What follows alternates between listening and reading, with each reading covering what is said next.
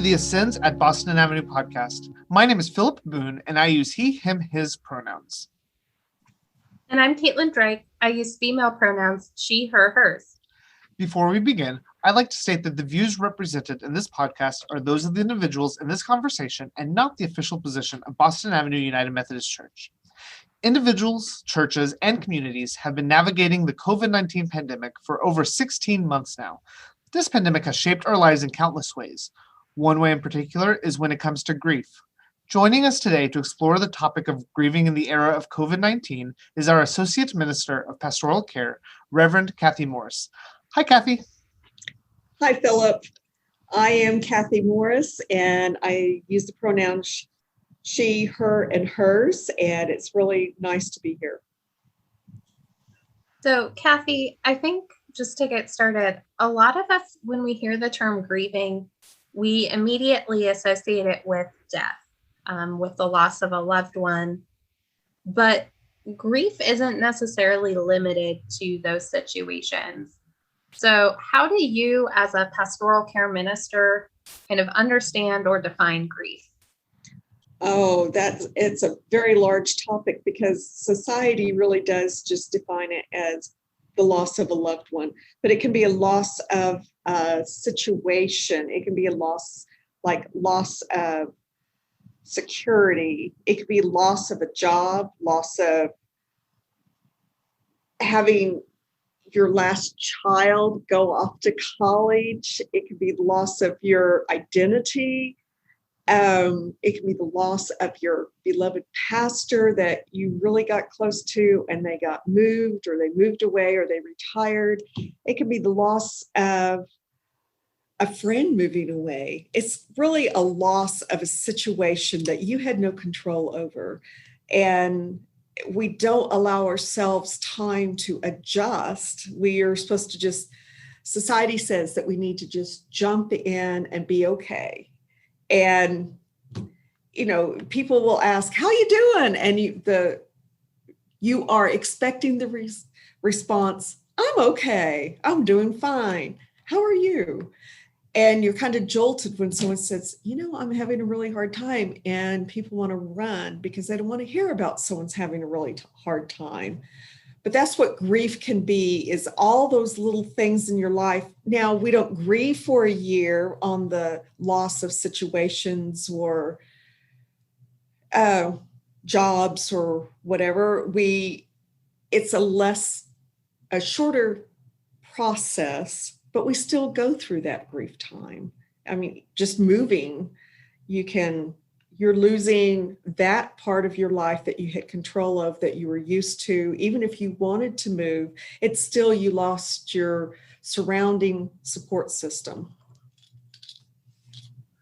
Many people have heard about the 5 stages of grief, but we probably don't know them all off the top of our heads. Could you explain the 5 stages? Well, it has really been expanded beyond 5 stages. The 5 stages were a little limiting. The first is shock or disbelief. That is when you get that announcement that either your loved one has died or you have lost your job or you're being moved or transferred. It's that shock, and shock gives you the ability to function at that moment without having to process everything. It's just how your body reacts. But then it can come to denial, and it's like, well, that really didn't happen. I heard it wrong. That's not going to happen. That can't be right. It's just disbelief. You're just not, you're going to deny that it ever happened. And the next stage is bargaining. And bargaining is where you go, okay, if it can be God. A lot of people start bargaining with God at this point, going, okay, God, if I start reading my Bible every day, then you're going to make this right. You're going to make this loved one come back to life, or you're not going to make me move, or all this. That's what bargaining is all about. Guilt is, and this is one of the new ones, guilt. This happened because of what I did. Even if you didn't have anything to do with the situation, you start carrying the guilt of this was my fault. And that could go into anger. Anger, you've known the person that is really angry because of a situation happened. And depression kind of goes in with all of this. And hopefully, eventually, acceptance and hope will come into play. A lot of the times, I think we bucket together this idea of grief with this other concept of mental health, which has now kind of been tacked onto self-care. Can you help us tease these apart a little bit and then also follow up with, okay, how do they also work together? Well, it's the mental health side of grief can be a product of getting stuck in one of these stages, especially depression. And depression can come out not when you're just sad, but it can come out in destructive behavior, anger, fighting. They are no longer fighting. They're in the fighting stage instead of flighting stage. People will get very, very angry. And if that has been one of the stages they got stuck in, it is time to seek help beyond just accepting that it is a grief process. It is a time where a mental health professional or your pastor or somebody needs to step in, because going around in an angry state is not healthy for anyone, and it's definitely not healthy for the ones that you are around. Depression can be that time where you want to crawl under your desk and never get out from under, or in your bed, you're in a fetal position with your blankie. What?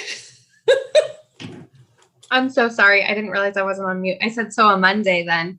It's a Monday. It's a Monday that does not stop. No, I love it. It's a Monday that does not stop. But whenever Monday goes into Tuesday, Wednesday, Thursday, Friday, and you've lost a whole week and you're still in that bed with your blankie, haven't had a shower, very rarely eaten anything, that's when you get help. Okay. That come see me. I would like to talk to you on Tuesday if you still feel like it's a Monday.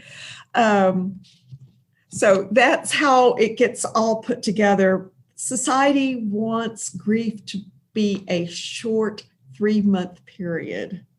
It's not going to happen in 3 months. You cannot process especially if it is the grief of a loss of a loved one.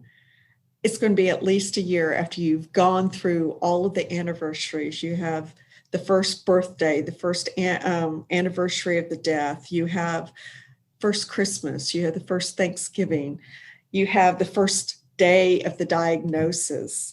That will be at least a year process. And it can be 2 years, depending on how you have sought help, how you got comfort from other people. Can you talk a little bit about the relationship between church and mental health? Sure. Church, in the modern church, there are theologies that do not regard mental health professionals as someplace that you should be to go see. Some theologies think, go see your pastor and go to God, you give it to God, and that's all you have to do. In our thinking as a Methodist, we feel that God created all the professionals, allowed them to study, and a mental health professional is very helpful. A pastor is great for a couple of times of seeing you, maybe 3 to 5, but we do not have the schooling like a mental health professional does. Mental health is, and there's Christian therapists too that are okay sometimes. It depends on who they are. If they put more guilt into you instead of helping you through the process, then you might need to find a new professional. But the church is here. We do believe that God can heal us. We believe that God is there to give us hope, and the pastor should be one that gives you hope too. So, but we believe that there are a lot of mental health organizations that can help you. And if you came and saw me, then I would have a list of places that you could go to get professional help if I didn't feel like I could take care of you. Now that we've kind of teased out that mental health piece, there's also a relationship then between church and grief. And that maybe looks different than the relationship between church and mental health. But there are ways that church provides support during times of grief. There's definitely a role of church there. Can you talk more about that? Yes. Society still turns to the church during a loss of a loved one because we provide service of a memorial service or a funeral service or a celebration of life. And that's a ritual that we have grown up with. It's pretty well accepted, even if it's just a graveside, just a time to say goodbye, to say some prayers, say some scripture, and that can be very helpful in a time of a loss of a loved one. We also have other rituals. Small groups are there to surround their members with love and care, with that casserole that they come with, or sending a plant or cards, which are all so beneficial. Not that people usually will not read their grief cards when they first get them. It may be they're not ready because they're still in that shock stage, but a couple of months later or a couple of weeks later, it gives them really comfort to read what someone wrote as they were saying goodbye to that loved one. We also have grief groups, grief support groups. Hospice groups have that too. The church is just another avenue or a venue to be able to come together as a group processes their loss. And again, pastoral care hopefully will not just do the funeral and say, go on your way. Hopefully the pastor will call you and stay in contact with you as you're going through this grief process to allow you to talk about your loved one. There again, society thinks 3 months and you shouldn't want to talk about your loved one anymore. In fact, people will not even say their name a lot of times. That's when I think I really need to step in as the pastor and say, hey, what stories do you want to tell me about your loved one that you have, that you're grieving? And that helps go through with the acceptance stage to be able to accept that there is hope, that they're not going to be forgotten.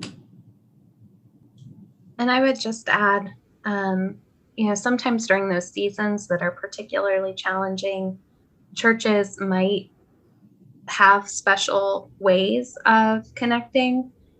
So I know that during the Christmas season, that can be a particularly hard time because there are so many traditions and there's so much emphasis on family during that time that if you've lost a loved one, that can be a really hard season.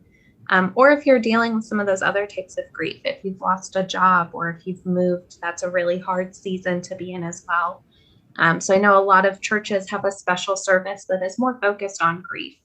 And so at Boston Avenue, we call it the longest night service. It's typically on December 21st, the longest night of the year. Other things that churches might do, send kind of a note or a resource or a devotional on, that significant anniversary, that 1-year anniversary. And I think that that's something our pastoral care team does is they have kind of resources for where you might be at in that journey, whether it's a very recent loss or a kind of longer away loss. Thank you, Kathy. Well, another one, many churches will light a candle and ring a bell for the loved ones that have passed either on Memorial Day or All Saints Day, both of those. And it's hard to go through with those. It's hard to be present. But afterwards, when you start processing it, it is so wonderful to know that the church as a group is remembering your loved one just like you remember them. So many people during COVID-19 have faced grief around the changes that have accompanied the pandemic, such as a grief over losing the way things were. Do you have any tools or reflections on navigating this grief? I sat down and started thinking about that. And I think, because of COVID, the anger part of grief has heightened. You see all the news stories of airlines that have had to make emergency landings because there's a fight that has come in the airplane. Tempers seem to be quicker. Road rage seems to be more rampant. And I think that may be because of all that heightened awareness of, we're supposed to be wearing masks and it's getting tiring and we keep doing all, no matter what we do, there's still the COVID still coming faster than we know what to do. But I think some of our problems could be solved if we went back to pre-COVID, like eating habits.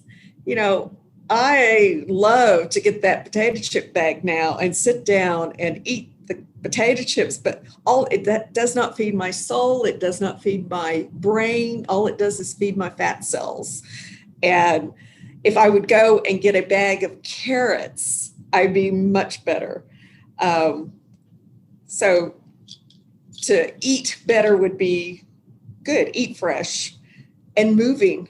We couldn't get out of the house, or we did not feel comfortable getting out of the house. So we sat there and watched Netflix or watched videos on TikTok or all these things that they were comforting because they were mindless, but they were great, weren't they? They were funny. It give you a laugh.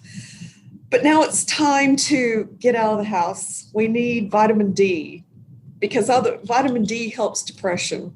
It helps you get over grief. It helps you just breathe heavier if you start walking, connect with friends and help others. There's places to volunteer. Places have opened back up where you can volunteer, and also allow yourself some time to just breathe, be kind to yourself, just to sit quietly and not worry about what changes COVID has had, how we can't have our coffee anymore and at work or whatever. So that's how I think we can get over it a little bit better. We can put to bed some of the depression.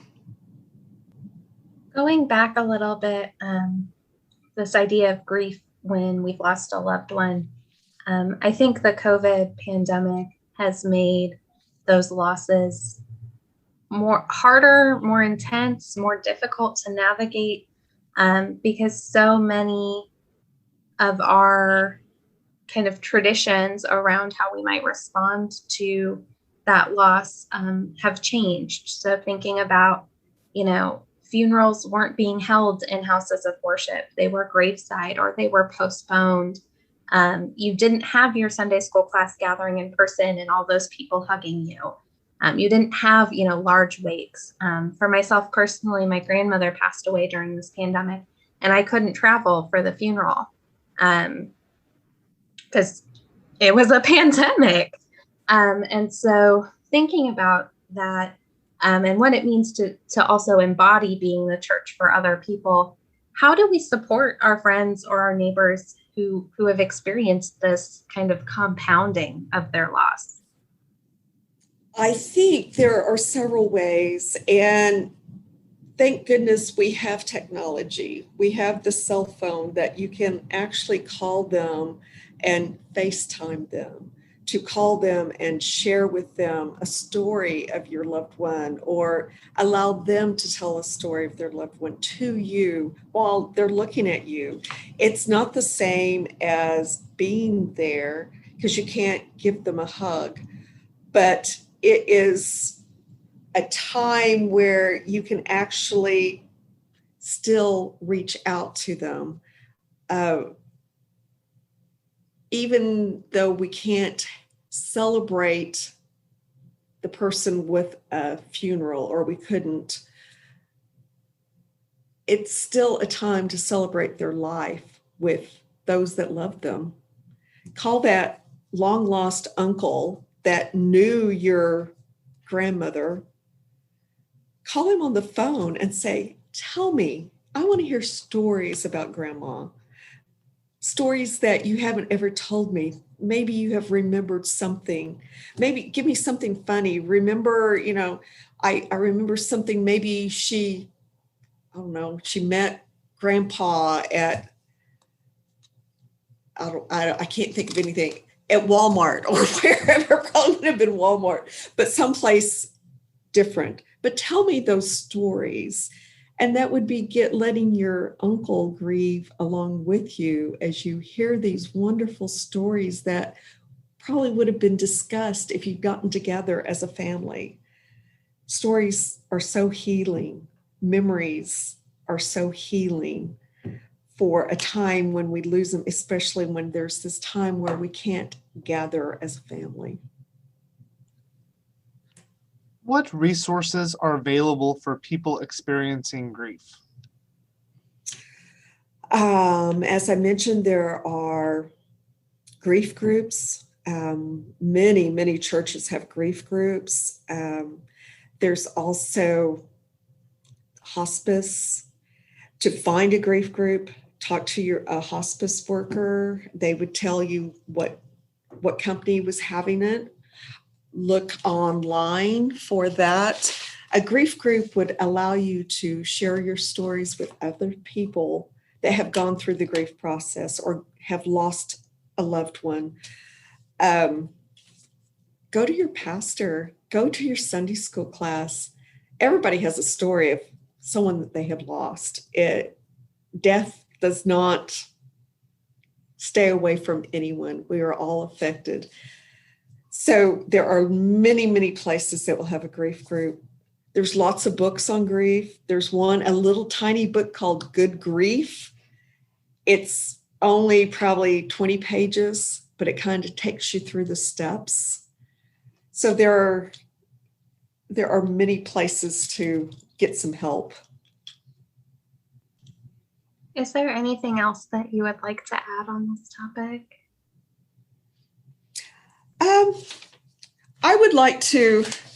I found this online this morning and I thought it was a great saying. It's called A Guide to Surviving Grief, and it's by Zoe Clark Coates. Cry whenever you need to, scream, shout, lay on the floor, sob in the shower, be still, run, walk, create, live your truth, share without fear, listen, release your pain, breathe, be courageous, throw away the map, wander, be real, be compassionate, read, seek friendship, be vulnerable, and don't fear being broken. I thought that was great. Thank you so much for joining us today, Kathy. Thank you. This has been the Ascends at Boston Avenue podcast. Our producer is Alicia Urban. Our theme music was composed and performed by Wyatt Smith. Boston Avenue United Methodist Church is a progressive historic church located in downtown Tulsa, Oklahoma. Please visit our social media platforms for more information on what's going on at Boston Avenue UMC. We can be found on Facebook, Instagram, Twitter, and YouTube. We'll talk to you next time. Thank you.